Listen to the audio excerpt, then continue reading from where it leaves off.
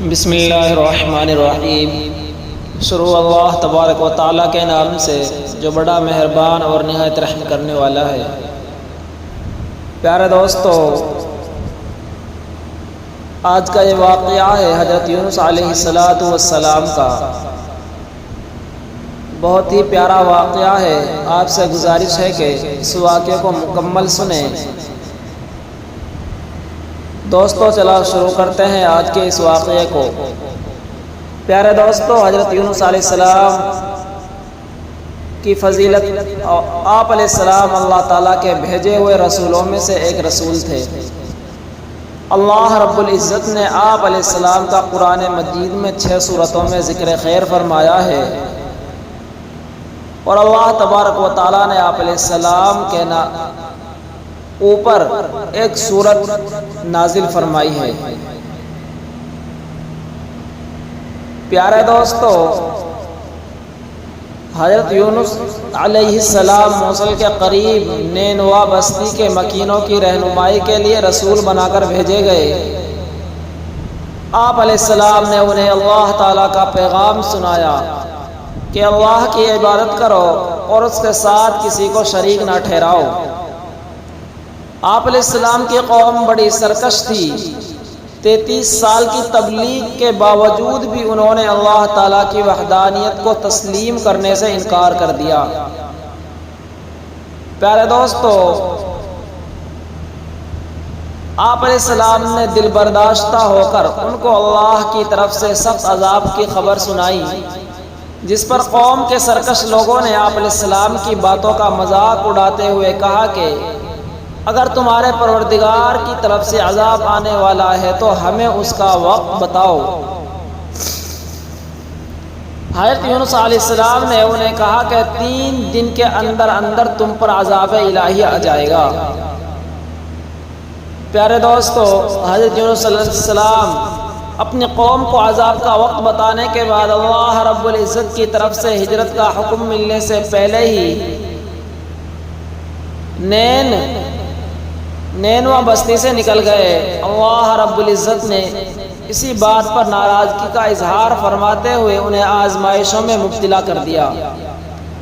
پیارے دوستو، فرمان الہی ہے، مچھلی والے یعنی یونس علیہ السلام کو بھی یاد کیجئے جب وہ اپنی قوم سے ناراض ہو کر چل دیے اور وہ یہ سمجھے کہ ہم انہیں نہ پکڑ سکیں گے۔ پیارے دوستو، جب حضرت یونس علیہ السلام اپنی قوم کو عذاب الہی کی خبر سنا کر وہاں سے چل پڑے تو آپ علیہ السلام کے جانے کے تیسرے دن چاروں طرف سے عذاب الہی کے آثار نظر آنے لگے۔ آپ علیہ السلام کی قوم کے لوگ حضرت یونس علیہ السلام کی تلاش میں نکلے تاکہ ان سے درخواست کرے کہ وہ اللہ تعالیٰ سے عذاب کو ٹالنے کے لیے دعا مانگے، لیکن حضرت یونس علیہ السلام انہیں نہیں ملے۔ قوم کو یقین ہو گیا کہ اب اللہ تعالیٰ کا عذاب ضرور نازل ہوگا، لہذا انہوں نے فوراً اپنے نبی کے ساتھ بدسلوکی پر ندامت کا اظہار کیا، پھٹے پرانے کپڑے پہن لیے، جانوروں کو، بچوں کو اور ان کی ماؤں سے الگ کر دیا۔ مرد، عورتیں اور بچے رو رو کر عاجزی اور انکساری کے ساتھ اللہ تعالیٰ سے عذاب ٹالنے کی دعائیں مانگنے لگے۔ جانور اپنے بچوں سمیت آوازیں نکالنے لگے اور بڑا رقت آمیز منظر پیدا ہو گیا۔ اللہ رب العزت کی رحمت جوش میں آئی اور اس نے قوم یونس پر آنے والے عذاب کو ٹال دیا۔ پیارے دوستو، اللہ تبارک و تعالیٰ فرماتے ہیں کوئی بستی ایسی نہیں جو عذاب الہی دیکھ کر ایمان لائی ہو اور اس کا ایمان لانا اس کے لیے فائدہ مند ثابت ہوا ہو سوائے قوم یونس کے۔ جب وہ ایمان لے آئے تو ہم نے ان سے دنیا کی زندگی میں رسوائی کا عذاب ٹال دیا اور انہیں ایک مقررہ وقت تک کے لیے دنیاوی زندگی سے فائدہ اٹھانے کا موقع دے دیا۔ پس وہ لوگ ایمان لے آئے اور ہم نے انہیں ایک مدت تک دنیا کی زندگی سے فائدہ اٹھانے کا موقع دیا۔ پیارے دوستو، حضرت یونس علیہ السلام اپنی قوم سے دل برداشتہ ہو کر بستی سے نکل گئے تو دریا میں سفر کرنے کے لیے مسافروں سے بھری ایک کشتی میں سوار ہو گئے۔ جب کشتی دریا کے درمیان پہنچی تو ڈگمگانے لگی اور قریب تھا کہ وہ ڈوب جائے۔ ملاح نے کہا کہ کوئی ایسا مسافر کشتی میں سوار ہے جو اپنے مالک سے بھاگ کر آیا ہے، جب تک وہ کشتی سے نہیں نکلے گا کشتی کنارے پر نہیں پہنچ سکے گی۔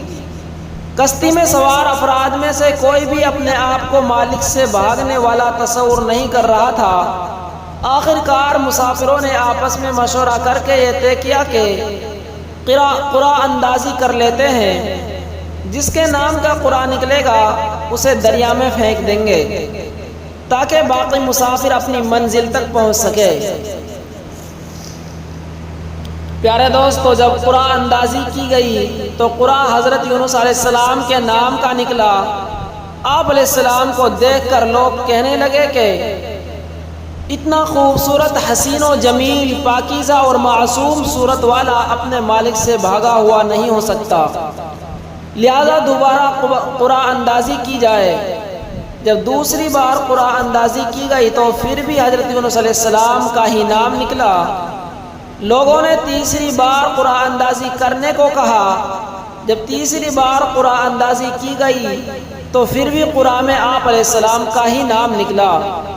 آپ علیہ السلام فوراً سمجھ گئے کہ اپنے مالک سے بھاگا ہوا غلام میں ہی ہوں، کیونکہ میں اللہ تعالیٰ کی اجازت کے بغیر اپنی بستی سے نکل آیا ہوں، لہٰذا آپ علیہ السلام نے خود ہی دریا میں چھلانگ لگا دی۔